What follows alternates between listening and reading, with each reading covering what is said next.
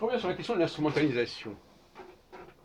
Il y a 34 ans, je lis un ouvrage qui s'appelle Histoire de l'astrologie, l'étrange histoire de l'astrologie, c'est aux éditions Artefact, qui était dit à Henri Verrier. Et surtout la partie qui s'appelait la pensée astrologique, et qui ne figurait pas dans la première édition de l'histoire de l'astrologie de Serge Hutin, qui m'avait demandé de venir m'occuper de la réédition. Et je développe effectivement une théorie de l'instrumentalisation, à savoir que les sociétés humaines ont pu décider d'utiliser certains astres pour certaines fonctions et de se programmer, de se formater par rapport à cette signalétique qu'eux-mêmes avaient constituée à partir d'astres qui n'avaient rien demandé et qui n'étaient pas forcément faits pour cela et conçus pour cela. Ça, c'était une politique, c'était une position un peu cynique que j'avais élaborée donc à cette époque-là, quand j'avais une petite quarantaine d'années. Et je suis revenu là-dessus. C'est pour ça que mon attaque actuelle, que j'ai montrée dans une autre vidéo, contre une instrumentalisation sauvage dans le domaine théologique, fait sens. Mais elle fait sens aussi pour l'astrologie.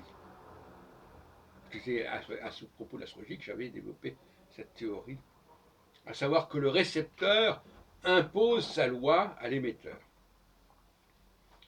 que le créateur impose sa loi aux matériaux dont il se sert.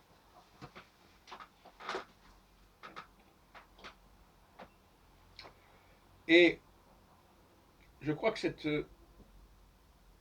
approche a ses limites. J'en ai parlé. Elle est valable au niveau artistique, elle est valable pour un architecte qui construit une maison, mais elle n'est pas valable au niveau théologique, et peut-être pas non plus au niveau politique. Et cette dérive d'utiliser ce qui vaut pour un certain domaine dans un autre domaine qui n'obéit pas aux mêmes problématiques. Et dans le cas de l'astrologie, et on voit d'ailleurs que le message, quand il est mal formulé, ne passe pas auprès des scientifiques, parce que finalement, le grand problème de l'astrologie, c'est qu'elle n'arrive pas à se positionner. Elle n'arrive pas à trouver le bon paradigme. Ce qui fait son rejet, d'une certaine manière. Il faut bien comprendre, d'ailleurs je crois que d'autres personnes l'ont compris aussi, que pour appréhender la question astrologique, il faut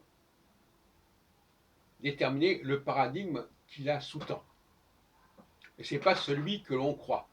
Les astrologues qui vous disent oui, le ciel existe, donc forcément nous sommes marqués par ce ciel, ça, alors là, c'est dépassé, ça ne marche pas.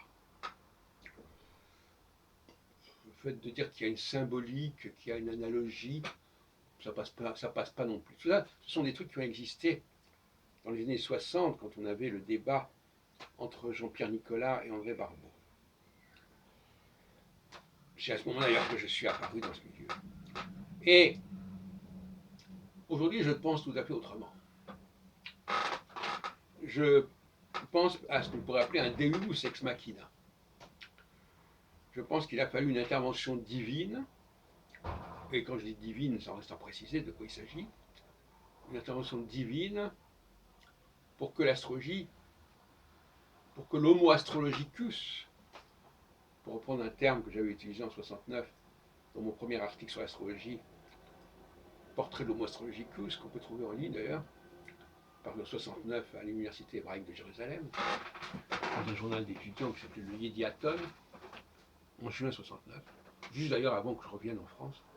Et donc, cet homo astrologicus, il n'est pas simplement né d'une influence, une évolution normale des choses, d'une émission normale, etc. Pas du tout. Il est né d'une technologie. C'est ça qui est paradoxal, c'est que moi je m'oppose à la technologie, mais j'en reconnais toute l'importance et toute la force, voyez-vous. paradoxal, mais c'est comme ça. Par conséquent, pour moi, l'astrologie est le résultat d'une création au sens, pas de la création au sens biblique du terme, c'est-à-dire, quoique le mot, on ne sait pas très bien ce qu'il veut dire, ce n'est pas une création qui vient de l'univers, c'est une création de certaines formes d'humanité, peut-être pas la nôtre, qui se situe dans un autre espace-temps, si on peut dire, et qui ont remodelé, réaménagé notre système solaire, notre humanité, etc. C'est comme ça que je vois les choses aujourd'hui. Ce qui débouche sur une théologie. C'est ça qui est intéressant. C'est que l'astrologie est indissociable désormais d'une théologie.